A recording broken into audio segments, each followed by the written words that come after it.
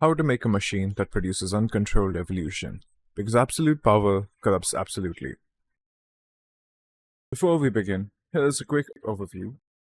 The machine is made up of 6 different branches: Experiment Lab's interior, Science Department front end, Science Lab energy source, Test subject gone wrong, City growth, and a controlled city. All of the branches start from the same place. There are 6 different outputs in this machine: 2 from Experiment Lab's interior, 1 from Science Lab energy source, 1 from Test subject gone wrong, 1 from the city growth, and 1 from a controlled city. Now, let's get back to discussing how the machine works. We start the machine with step 1, a table full of powerful people. They will control how things happen in the world. They will also create the most problems in the world. We'll get back to this step, as all the branches start from here. Step 2. Have kids with superminds. Their psychic abilities will make them very valuable to the people with power, who will use them to create powerful weapons. Here we encounter our first branching between Experiment Lab's interior and Science Department front end. Step 3. Start a weapons development program with the simple objective of creating the most powerful soldier. We'll come back to the Science Department's front end again.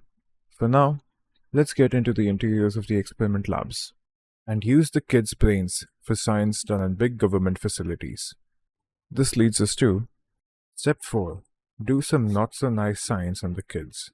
The experiments done on them won't be humane, but most kids won't even be old enough to retaliate.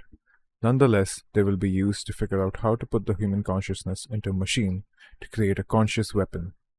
To move further, we need to go back to step 1 and explore the Science Lab energy source and the test subject gone wrong branches. Only after getting an input from those branches can we move any further here. Step 1. Have a table full of powerful people. Step 2.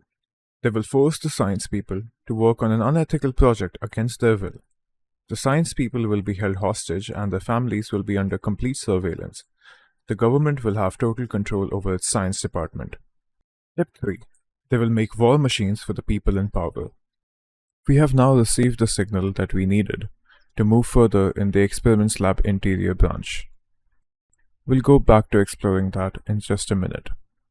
Step 4. This is the test subject that the scientists are using to create a super soldier. To power the labs, there is another branch here. Eco-fuel for science. This is one of the few good things to happen in this world. The eco-fuel mixed with nuclear energy provides clean energy for the labs to run. Okay, back to the psychic kids. Step 5. Nuclear accident. The kids not being able to control their power will cause a nuclear accident to happen. Step 6. Melting paper.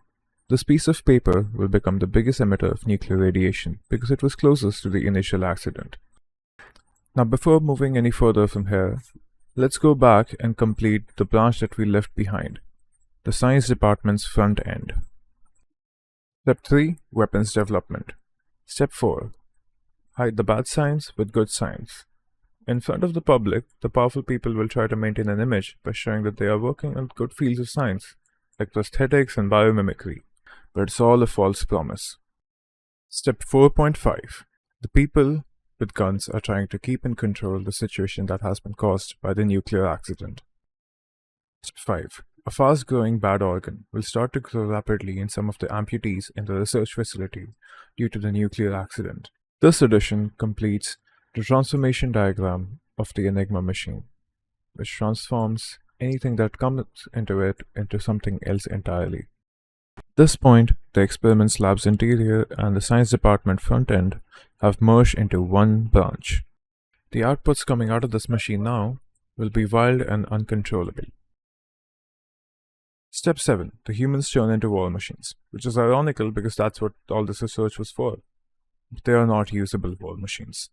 They are uncontrolled monsters who were once researchers in this lab. Not only this, but the melting paper and the fast-growing cancerous growth also corrupt the eco-fuel. Turning into step 5 in the Science Lab's energy source branch, good fuel goes bad. And the test subject has also gone through change due to the nuclear radiation.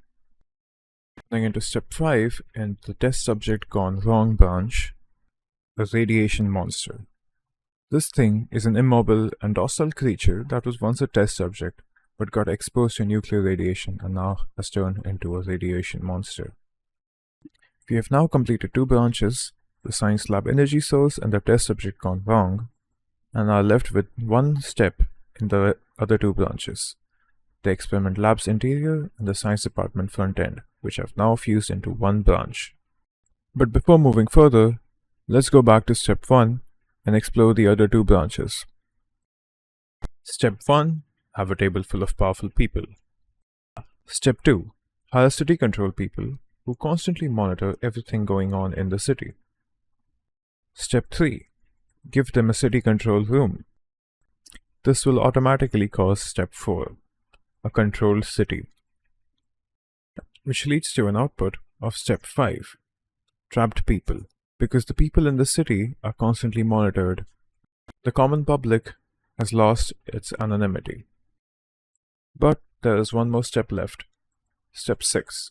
Have a private place for the people in power. These places are like hidden green zones in the city, where the living conditions are way better than the rest of the city, but the normal people don't have any access to it. This concludes another branch in our machine, a controlled city.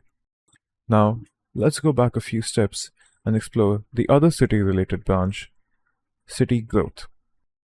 Step 2. City control people. Step 3. Rebel under city. This is a part of the city that grew in the shadow of the city itself, using its infrastructure to hide from the people in power. It gave birth to a rebellious group of people who became aware of the weapons development program and the tortures done on the kids. Step 4. Big city buildings. This is the infrastructure that was talked about in the previous step, which leads us to step 5. Too much city growth. Here, the development of the city has become like an almost organic process, where it's just growing and growing and growing, surpassing the control of all human beings. The city has developed a mind of its own. Step 6. Killing the kids. The rebellion has figured out how to stop the weapons development program to get rid of the kids enabling it. It's a small sacrifice to pay for the good of many. Well, they didn't end up killing the kids, but they did, however, cause a nuclear accident. Step 7. Buildings have become too big. By this time, the city is too big for humans, surpassing all potential for human control. The last step of this branch is step 8. The human body mixes with the world, leading to a city with organic and artificial parts alike. It has truly turned into a living, breathing city. And now for the last step of the experiments lab interior and the science department front-end branches, the inhuman body. The radiation from the nuclear accident is affecting the people of the city, making them grow and mutate at very fast rates. Their bodies are exploding and growing in weird ways, merging with the artificial elements and trying to form into a monstrous being. And this is how to create a machine that causes uncontrolled evolution.